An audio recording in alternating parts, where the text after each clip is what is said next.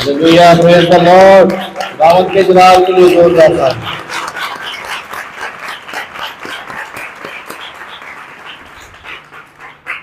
मसीह में आप सबकी सलामती हो। ठीक हो सारे? हालेलुया, तशरीफ रखें।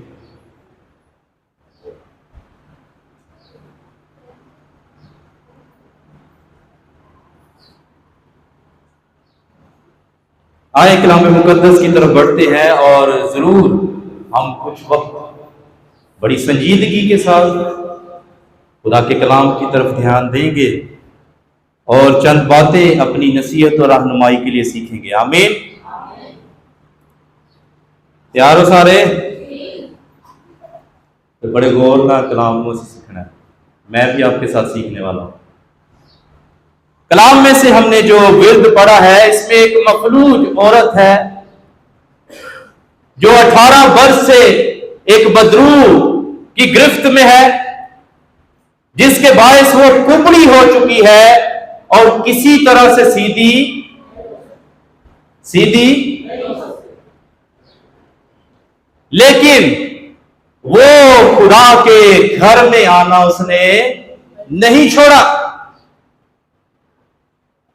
अपनी उस कंडीशन में, उस हालत में भी वो हैकल में आती है, वो खुदावंद के पास आती है, अपने परवरदिगार के हजूर आती है इबादत करने के लिए, वर्शिप करने के लिए। यहां पर बड़े वाज़े तौर पर लिखा है, फिर वो सब्बत के दिन किसी इबादत खाना में तालीम देता था और देखो एक औरत थी जिसको 18 वर्ष से किसी बदरू के बायस कमजोरी थी। वो कुबड़ी हो गई थी और किसी तरह सीधी ना हो सकती थी। अब यहां पर हम पहली बात जो सीखेंगे, यीशु मसीह वहां पर आते हैं और वहां पर वो तालीम दे रहे थे। क्या दे रहे थे? खुदावंद यीशु मसीह कि जब भी हम बात करते हैं, कलाम मुकद्दस में पढ़ते हैं, तो जहां भी वो जाते सबसे पहले तालीम देते, खुदा के कलाम को सुनाते, खुदा की बातों को बयान करते। वो अपनी गल नहीं सिखाते, बल्कि वो बात जो खुदा की तरफ से उसे मिलती, खुदा की बात को वो सुनाते और तालीम देते थे। तालीम जो है हमारे अंदर ईमान को पैदा करती है। ईमान सुनने से पैदा होता है, सुनना मसीह के। जब हम कलाम को सुनते हैं, जब हम तालीम लेते हैं, तो हम मजबूत होते जाते हैं। इसी मजबूती के बायस वो 18 वर्ष से कुबड़ी हो चुकी थी, लेकिन वो इबादत में आती, वो हर सब्बत के दिन आकर खुदावंद के हुजूर सजदा करती, उसे मुबारक कहती, क्योंकि वो तालीम को ले रही थी अपनी जिंदगी में। आमीन। और जब इस हालत को देखते हैं, अगर हम अपनी जिंदगी पर गौर करें,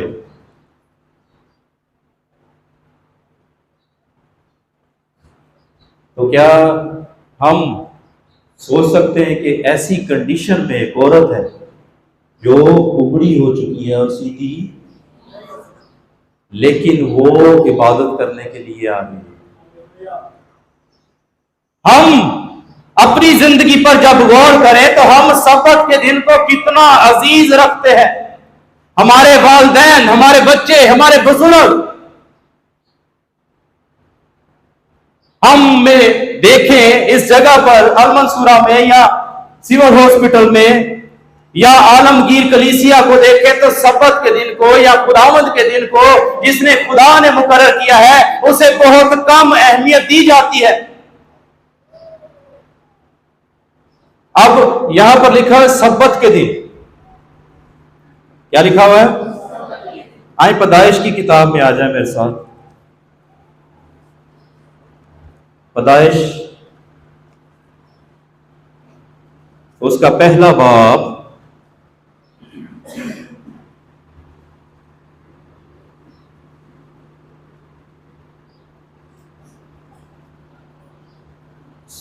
दूसरा बाब और उसकी पहली 2 आयत को 3 आयत को पढ़िएगा। तो आसमान और जमीन और उनके कुल लश्कर का बनाना खत्म हुआ और खुदा ने अपने काम को जिसे वो करता था 7वें दिन खत्म किया और अपने सारे काम से जिसे वो कर रहा था 7वें दिन फारिग हुआ और खुदा ने 7वें दिन को बरकत दी और उसे मुकद्दस ठहराया क्योंकि उसमें खुदा सारी कायनात से जिसे उसने पैदा किया और बनाया फारिग हुआ। हालेलुया। यहां पर हम देखते हैं कि खुदा जो काम कर रहा था उसने 6 दिनों में जो काम किया था उसके लिए लिखा है कि वो उससे फारिग हुआ 7वें दिन। क्या हुआ? फारिग होने के बाद तीसरी आयत में लिखा है खुदा ने 7वें दिन को बरकत दी। खुदा ने क्या किया? खुदा ने 7वें दिन को बरकत दी और आगे लिखा है उसे मुकद्दस ठहराया। उसे क्या किया? जब खुदा ने यह काम किया और खुदा ने 6 दिन काम करने के बाद 7वें दिन फारिग होकर इस दिन को बरकत देने के बाद इसे मुकद्दस और पाक ठहराया। यह खुदा ने किया। इस वक्त तक आदमी के लिए यह नहीं था। कौन है यहां पर? आदम ने तो नहीं किया ना, इंसानों के लिए तो नहीं बात है। क्या लिखा हुआ है? खुदा ने इस दिन को मुकद्दस ठहराया। और इतने ये नहीं लिखा कि खुदा थक गया सी कि खुदा, बल्कि लिखा है कि वो काम से फारिग हुआ। जो काम कर रहा था उससे वो फारिग हुआ और उस दिन को उसने बरकत देकर फिर मुकद्दस भी ठहरा दिया। और आगे लिखा हुआ है कलाम मुकद्दस में, और उसमें खुदा सारी कायनात से जिसे उसने पैदा किया था बनाया और फारग हुआ। असी फारग होंगे हैं ना, काम करते हैं ना, हैं कभी भी नहीं होंगे।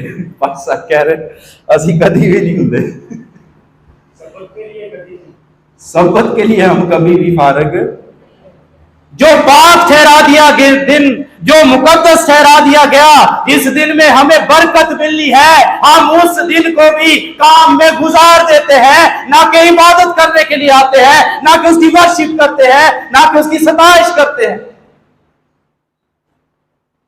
खुदावंद की शुक्रगुजारी के यहाँ पर बहुत से बहन भाई मौजूद है। मेरा दिल खुशी से शादमान है, क्योंकि जो इस दिन की अहमियत को जान लेता है, इसे पहचान लेता है, तो वो जरूर खुदावंद के हुजूर इबादत के लिए इकट्ठा होता है। आमीन। लेकिन वहां पर हमने एक कुबड़ी औरत के बारे में पढ़ा जो सब्बत के दिन उसे खुदा ने शिफा दी है, खुदा ने उसे आजाद किया। खुदा यीशु मसीह ने उसे उस मर्द से, उस बदरू से, जिसके बायस वो कुबड़ी हो चुकी थी 18 वर्ष से, उसमें वो मुब्तला थी, आजाद किया। तो वहां पर जो सरदार कायन है, जो शरा के आलम है, जो मजहबी लीडर्स हैं, वो खफा हो गए। वो कहते ने 6 दिन है ने काम कर ली। कितने दिन है? 6 दिन है, वो जाके शिफा ले लो। यीशु मसीह को नहीं कहा उन्होंने, बल्कि लोगों से कहना शुरू किया कि 6 दिन है शिफा के लिए, उस दिन आकर शिफा। लेकिन उनको यह मालूम ना था, वो इस बात को नहीं जानते थे कि सब्बत का बनाने वाला, सब्बत को बरकत देने वाला, सब्बत को मुकद्दस ठहराने वाला उनके दरमियान में मौजूद है और उसने उस औरत को आजाद किया। हालेलुया।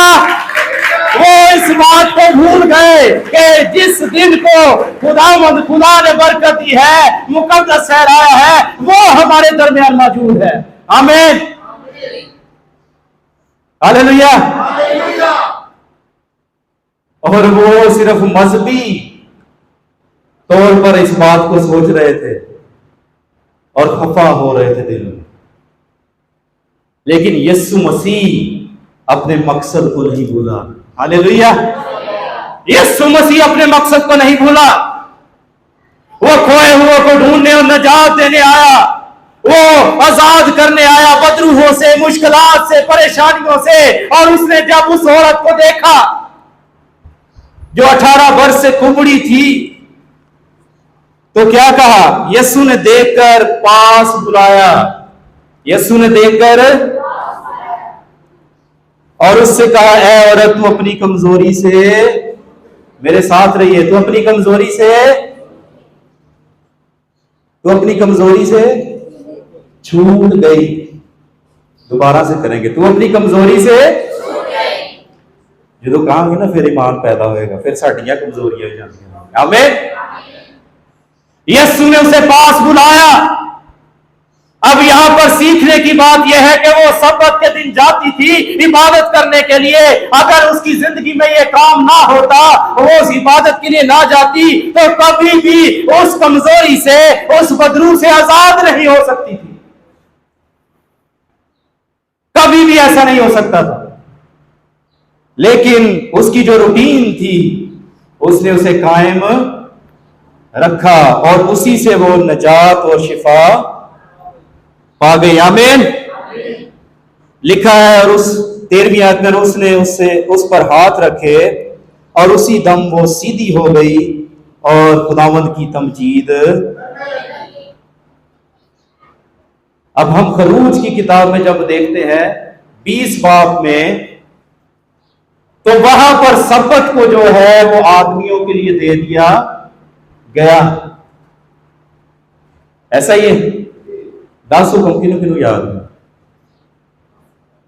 संडे स्कूल के बच्चे बैठे यहां पे। हाँ जी, एक हुक्म है उसमें। कौन सा हुक्म है? हाँ जी, जोर से सब मिलकर कहें। तू याद करके सब्बत के दिन को क्या करना? पाक मानना। ये हुक्म जब दिया गया तो इस जगह पर भी अल्फाज यूज किया गया कि इसको पाक मानना,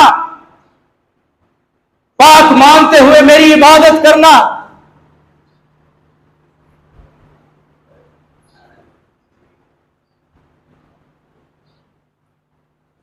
हालेलुया। सब्बत के दिन को क्या करना? अब आदमियों के लिए दे दिया गया, हमारे लिए दे दिया गया।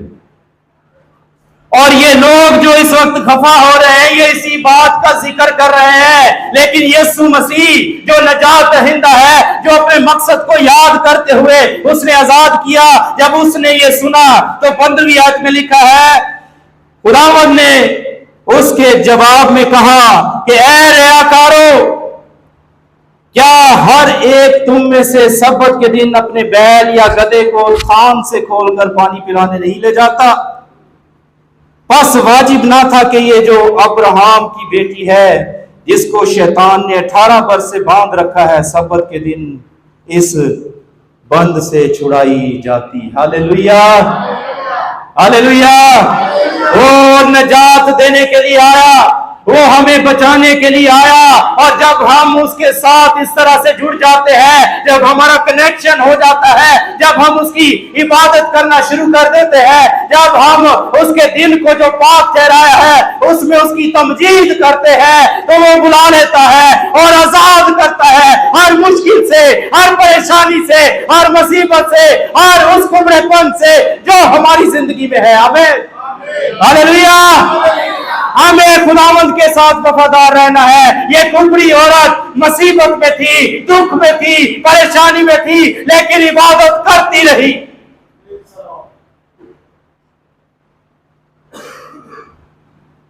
और खुदावंद ने इस पर नजर की, खुदावंद ने इस पर, चर्च भरा होगा, हैकल भरी होगी, लेकिन उस औरत को उसने उठाया और उसका जिक्र यहां पर मौजूद है। आज हम भी इस तरह से जिंदगी गुजार सकते हैं कि खुदावंद हमें बुलाए और हमारा जिक्र जो है खुदावंद के हुजूर हो और हम खुदा के हुजूर बाबरकत जिंदगी गुजारे, हमारे बच्चे बाबरकत हो। मेरे अजीजों, खुदावंद यीशु मसीह को जब भी हम देखते हैं तो उसने तरस खाया। नैन शहर की बेवा पर फिर उस 38 वर्ष के बीमार पर,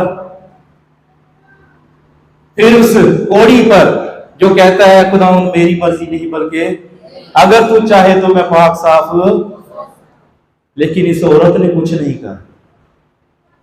इस औरत ने ये इबादत में आई, इबादत करने के लिए आई। इसकी सोच जो थी वो खुदावंद के साथ रफाकत रखने की थी, अपने खुदा के हजूर जाकर इबादत करने की थी। हम जब आते हैं तो हम हजारों सोचें, हजारों मसाइल, हजारों परेशानियां अपने साथ लेकर आते हैं और खुदावंद के हजूर रखते हैं और उसी के साथ फिर हम चुप के वापस ले जाते हैं, फिर उन्हें जिंदगी गुजार दे। मैं जब इस आयत को सोच रहा था, पढ़ रहा था कि 18 वर्ष से इसने कभी कोई शिकायत ना की होगी, है ना, उबड़ी थी, लेकिन इसने कोई शिकायत, यहां पर हमें मिलता नहीं ऐसा वाकया। हमारे अंदर कितनी शिकायतें होती है अगर हमारी जिंदगी में कोई मुसीबत आ जाए,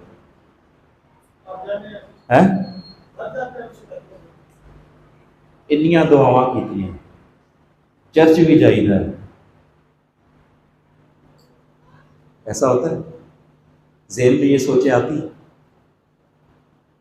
चर्च भी जाइदा है, इबादत भी करे दी, लेकिन परेशानियां खत्म नहीं हो रही, मुसीबतें खत्म नहीं हो रही।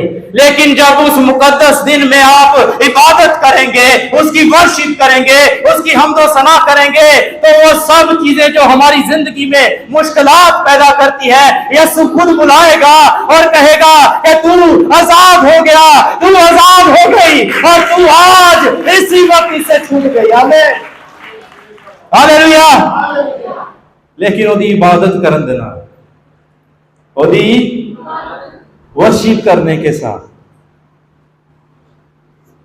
यहां पर खुदा का कलाम हमें सिखाता है, 16वीं आयत में लिखा है, बस क्या वाजिब ना था कि यह जो अब्राहम की बेटी है, जिसको शैतान ने 18 वर्ष से बांध रखा था, सब्बत के दिन इस बंध से छुड़ाई जाती। खुदावंद ने जिस दिन को पाक ठहराया, जिसे मुकद्दस ठहराया, उसमें उसने उस कुबड़ी औरत को आजाद किया। आज आप भी आजाद हो सकते हैं। आज हमारा भी कुबड़ापन जा सकता है जो इब्लीस की तरफ से हमारी जिंदगी में कर्जे की सूरत में है, नशे की सूरत में है, अजीब तरह की ख्वाहिशों की सूरत में है। हमारी जिंदगी में ये मफलूजपन आ चुका है जिसके बायस हम बरकत नहीं पाते, हमारी जिंदगी में वो काम नहीं होते जो खुदावंद यीशु मसीह करना चाहता है। उसके लिए जरूरी है कि हम इस 18 वर्ष की कुबड़ी औरत से सीखें कि ये शिफा के लिए उसके हुजूर नहीं आ रही, बल्कि क्या करने आ रही है, तालीम पाने और इबादत करने के लिए। उसने कहा पहले तुम मेरी रास्तबाजी और बादशाही की तलाश करो, बाकी सब चीजें। हम क्या कहते हैं पहले क्या चाहिए, पहले सारिया चीजा मिलन तो फिर असं की करांगे, फिर हम क्या करेंगे, आवाज नहीं आ रही।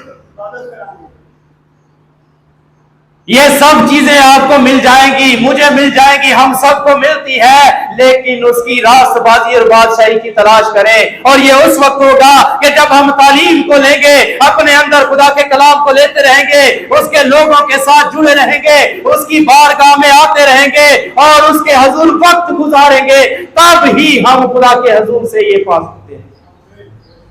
लेकिन इसके अलावा नामुमकिन है। ये शरा के आलम, इबादत खाना के सरदार का क्या कम तालीम थी के पास है, परहेज नहीं बंदे एवज, लेकिन ये यीशु को नहीं जानते थे, उस निजात दहिंदा को नहीं पहचानते थे। आज हमें भी जरूरत है कि हम उस निजात दहिंदा को पहचाने, हम सब्बत के मालिक को पहचाने। सब्बत जो है वो आदमी के लिए है, आदमी सब्बत के लिए ऐसे कैसे। मेरे अजीजों, हमें ज़रूरत है कि हम खुदावंद के हुजूर इस दिन की अहमियत को जानें।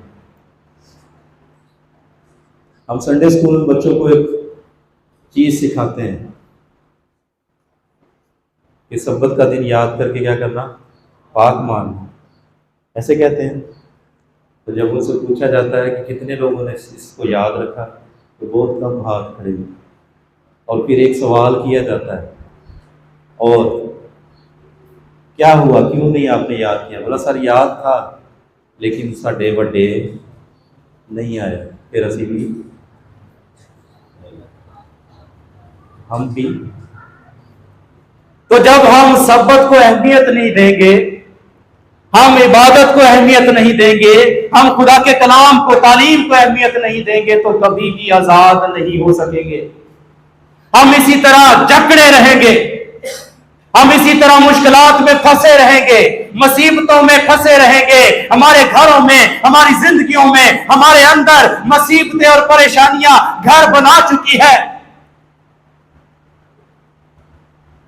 आज अगर हम गौर करें तो हमारे लोग सबसे ज्यादा कमाते होंगे, कमाते हैं ना।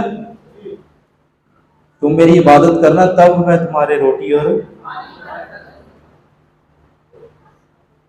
तुम मेरी, तब मैं, तो फिर बरकत नहीं है ना साढ़े, क्योंकि इबादत नहीं है। इबादत करना ये नहीं है कि हम चर्च आ गए, गीत गाए, चले गए, नहीं।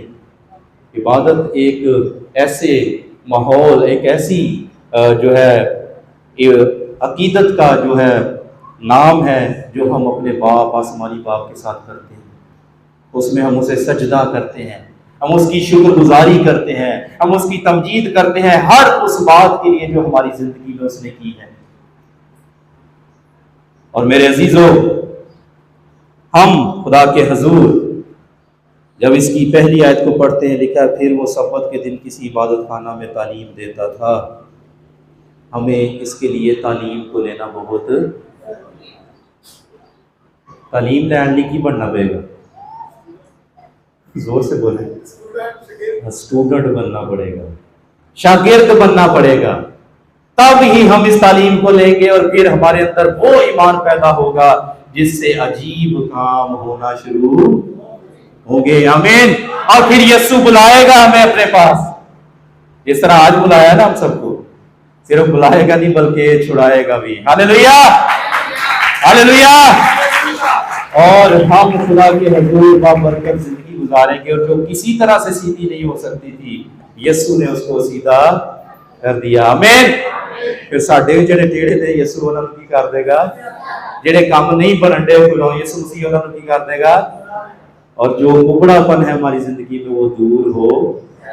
आमीन, आमीन। खुदावंद इस कलाम के वसीला से मुझे और आपको बरकत दे। आमीन।